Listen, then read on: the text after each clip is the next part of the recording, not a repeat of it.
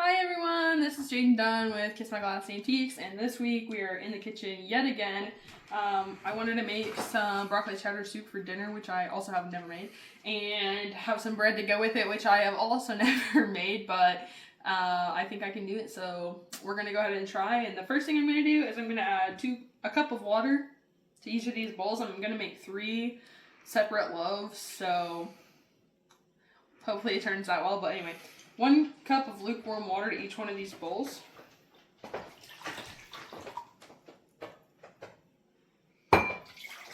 And then 1 package of active dry yeast. So I'm going to get my scissors and add these to the bowl. And I'll be right back. Here's our package of active dry yeast that we got at Walmart. And then here's our 3 bowls since we're making 3 loaves. This is Mandalorian, who is trying to get food even though I don't have any. I'm going to cut these open. Add the whole package, 1 package each to each cup of water.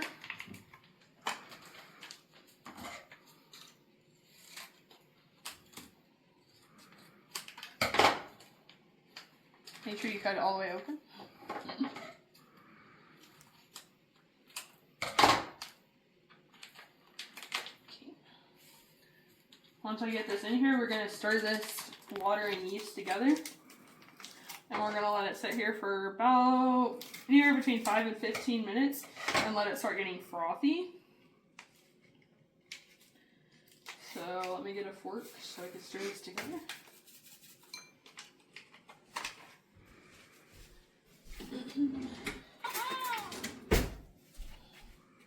Stir it up. Make sure your active dry yeast is not expired, or if it is expired, if it's expired and dead, it won't bubble, so it won't become frothy at all sitting in here. So you'll know it's dead before you start making your bread, if it's dead. We'll see. Ours is not dead. We just bought it like a couple weeks ago. Into the trash with these. And then I'll see you back whenever these start getting frothy, but it's going to be about 5 to 15 minutes. It does depend on how warm your house is. If your house is warmer, it's going to do it faster. Plus the water's warm. Our house is cold, so we'll see how long it takes.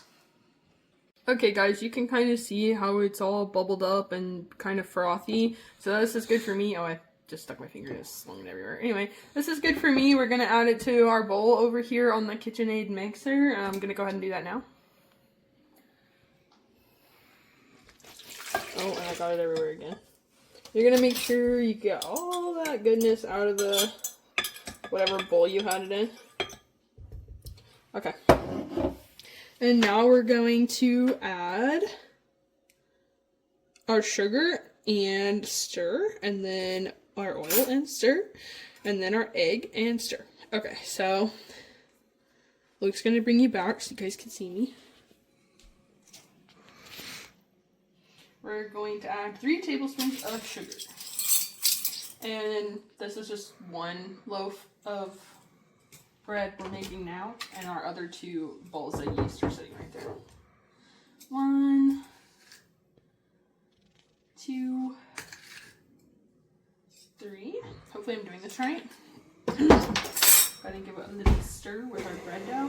Now, the lady I watched make this on YouTube, she did it by hand, but we're going to try it in our mixer because I like to work smarter, not harder. So give that a little mix. Then we're going to add our oil, which is 2 tablespoons of a flavorless oil. This is vegetable oil. Might not have been the best choice, I'm not sure. They used avocado oil, but I don't have any, so this is what we're using now. 2 tablespoons of that. Mixy. I'm going to get my egg, 1 egg per loaf. Oh, I think our egg's supposed to be warm.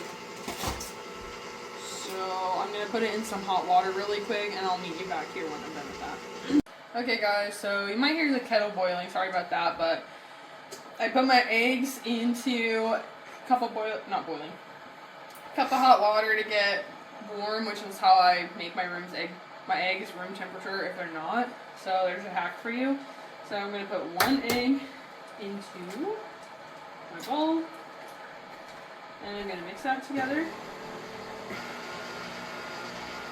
Might have to use a fork, not sure. to really beat it up in there. That's what I'm going to do. This dough hook isn't going to do it for me.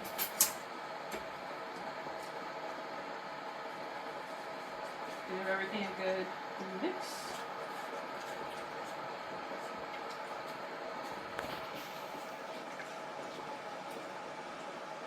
Okay, now I'm going to add my flour. I need a measuring cup.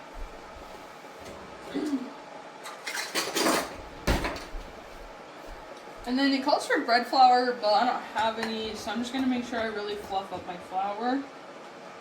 Let's see how much we need. 3.5 cups. And you want to make sure you don't put too much flour in this. Oh, this one.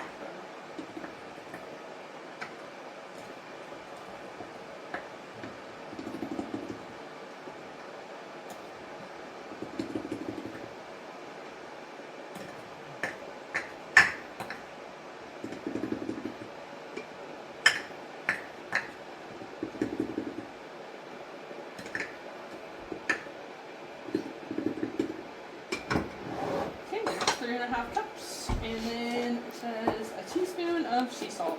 And since I've never done this before, I'm going to go ahead and measure my salt. Don't forget the salt. I hear it's very important. I've never made bread thus, so I don't know. Then we're going to let this mix it into, it says a shaggy ball. I'll show you guys what that looks like. Okay guys, I've mixed it together now with my dough hook. I did kind of massage it a little bit with my hand. And I made sure I got all of the stuff out of the bottom. I'm just going to bring you over here to show you what the shaggy ball looks like.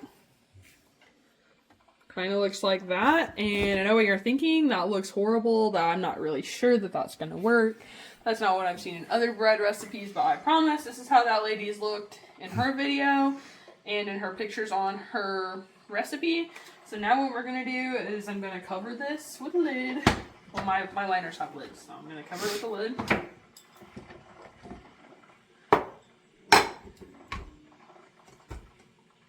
Take my liner out of my bowl. Like that.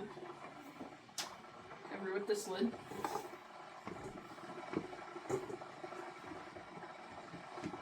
And then I'm going to send it in my oven. I did preheat my oven. Here, come over to the oven. Turn this off. Turn it off. Open it a little. And then my house is really cold, so if your house is really cold, preheat your oven until as low as it'll go. Let it sit for like 5 minutes. Open after it's preheated. Turn it off. Leave it open for a little bit. And then I'm going to stick my covered bowl in there.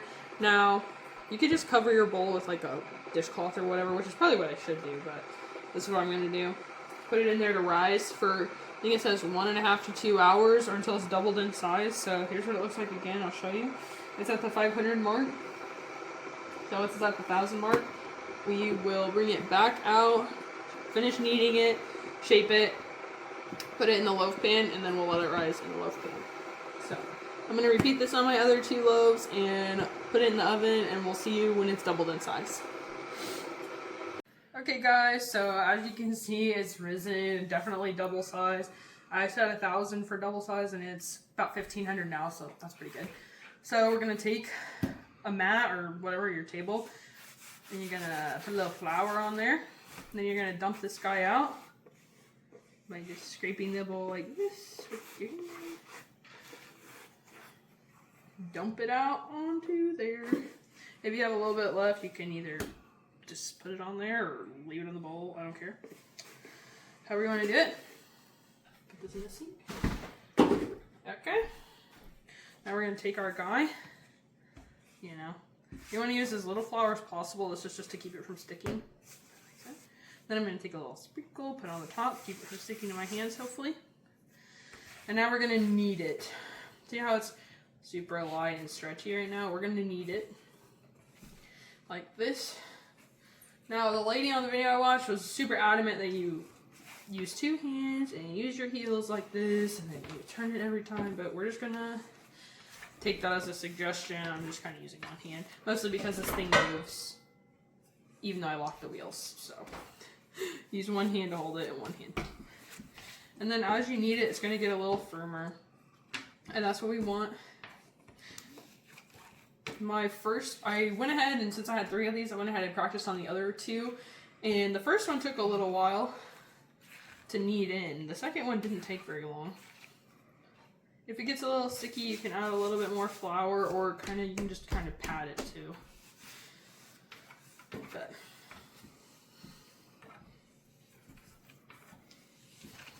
I'm gonna try and leave this in real time so you can see how long it does take, but that lady in the video said she wouldn't be surprised if it took at least 5 minutes, sometimes a little longer, of kneading.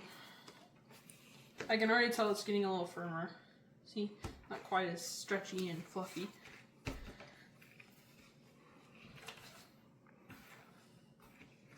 And now it's sticking to my mat again, so I'm going to kind of slap it, and then I'm going to make sure the sticky side is folded inwards.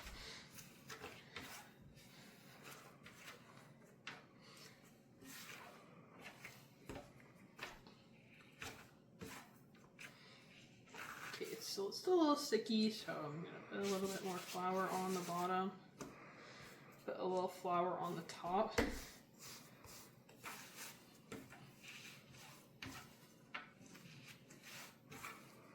It gets a little messy, but that's okay.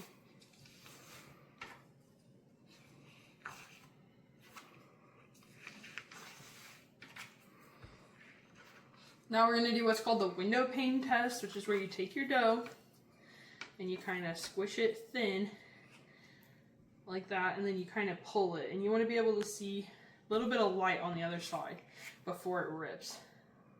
So mine's just not quite there yet, so I'm going to keep kneading it. And I'm going to put a little bit more flour.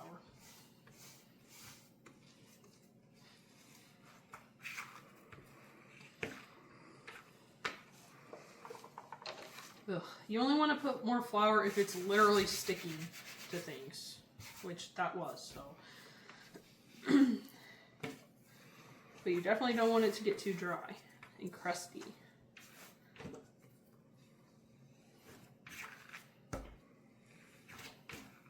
And this is just, I'm just going to make this into a loaf of bread, but the lady in the video said you can use it for cinnamon rolls, burger buns, whatever you want, pretty much, what she said. Which I would believe is just basic bread dough.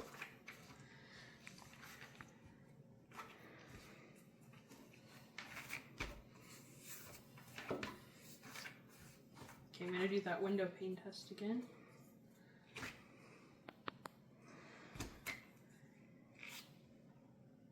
Nope, not quite there still.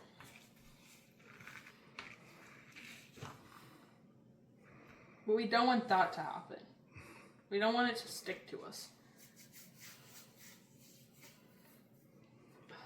I hate this when it sticks to you.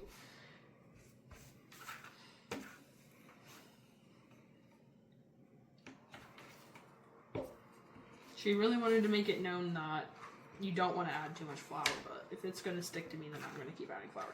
The other ones didn't do this, so maybe I'm overworking it. I don't think so. She said it would be nearly impossible to overwork it with your hands.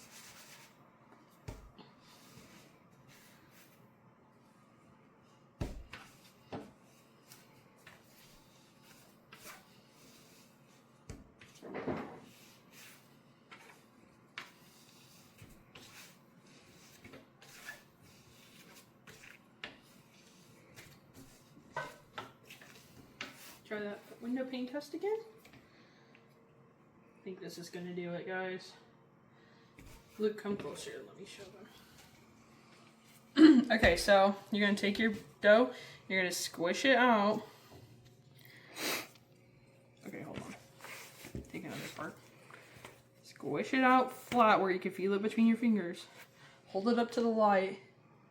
And if you can see the light through it without it breaking, can you see that? Mm-hmm.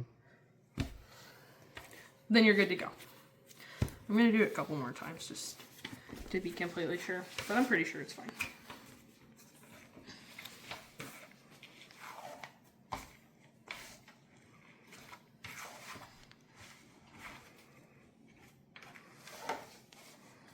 The silicone mat is really testing me right now.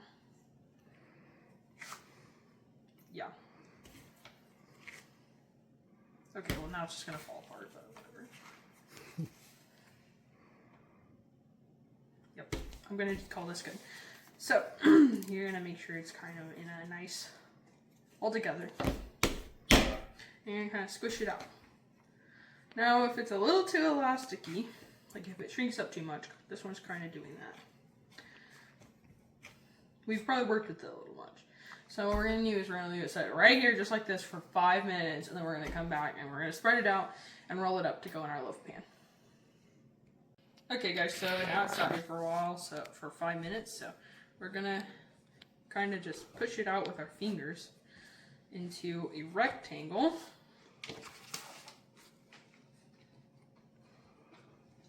We don't want it wider this way than our pan. So that's good.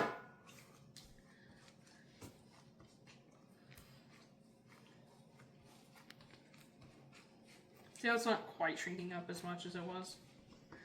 It's still shrinking up a little, but that's to be expected with a gluten product.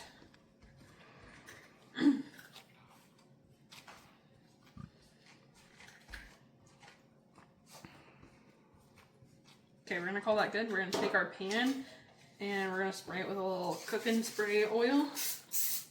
Or you could, don't use butter. She said not to use butter because it will burn. So use a little oil. If you don't have spray, you can just take a little oil on a paper towel and rub it around on there. Set our thing, can you still see it? Set our thing like that, our pipe or our bread pan there, and then we're just gonna roll it up as tight as we can get it into a log. And then if you need to, you can kind of tuck the ends. Then you just plop it in the tray like that. And then we're going to stick this in a warm space. And we're going to let it rise to the top of this. Should take about an hour and a half. And I'll see you when it's proofed. Okay guys, I forgot to show you this before I put it in the oven, but I just put it in like 2 minutes ago, but you can see that it rose up to the edge of the pan, actually a little bit higher, which is absolutely fine. We're going to put it in here for 20 minutes, and then after 20 minutes we're going to put a piece of foil over the top and let it bake for another 10 minutes, so 30 minutes total. And then you get something that looks like this.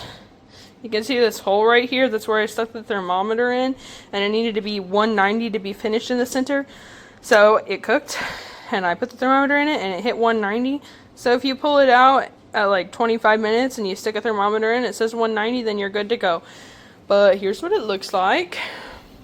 Here's the other one.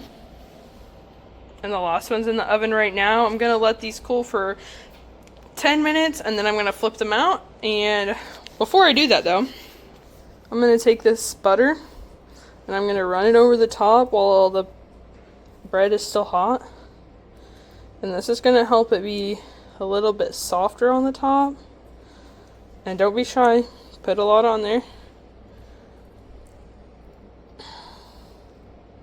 You can see that it's melting. As much as you want on there. And then here, I'll tap this one. Here, listen. So you can tell it's a little crusty. So we're gonna just rub our little stick of butter over the top. And not to mention that'll give it a lot of flavor as well. So okay guys, so here you have it. Here's our bread loaves. This one was in the metal pan. It didn't seem to rise quite as much, but it could have been because I was being a little impatient because I started the bread late and I want to eat. And I'm making my soup right now. I'll put a little video of us like dipping our bread in our soup or something. But these two came out at the same time. This one just came out, so it's still pretty hot. I put this one outside because it's cold to cool because I want to eat it. And you need to wait for them to cool. It says completely, but the lady on the video and I both did like about 85%, 90% cool. So I'm gonna go ahead and cut into this for you guys, and we're gonna bring you in close for that. This is not a bread knife. I would say get a bread knife, but here I go. Oh my goodness, 1 second. Here we go. Oh my goodness. Ooh, crunchy. Oh wow. Look at that. Really soft. Let's cut a piece here so we can See both sides of the inside. As long as you have a serrated knife, seems like it's gonna work okay.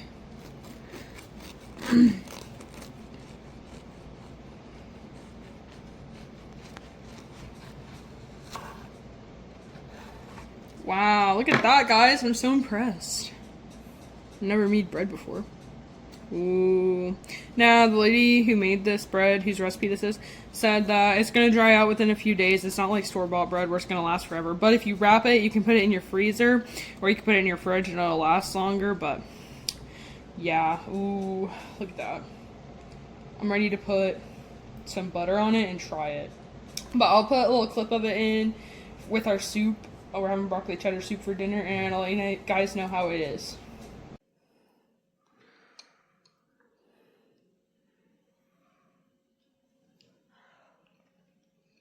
Oh yeah. Right, Jimmy.